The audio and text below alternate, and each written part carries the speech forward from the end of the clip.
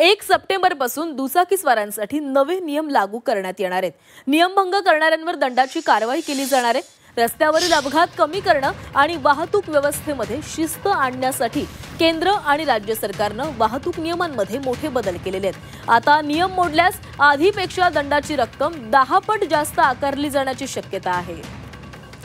तर नवीन वाहतूक नियमांमधील महत्त्वाचे बदल काय असू शकतात पाहूया। दंड रकमेवर मोठी वाढ करण्यात आलेली आहे। दंड आता पूर्वीच्या तुलनेमध्ये 10 पट असेल। नियम मोडणाऱ्यांवर थेट ई-चलन पाठवलं जाईल।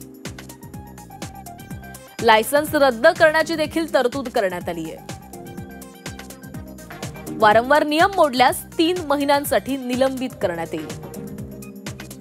18 वर्षांखालील मुलाला पकडल्यास मोठा दंड आकारला जाईल।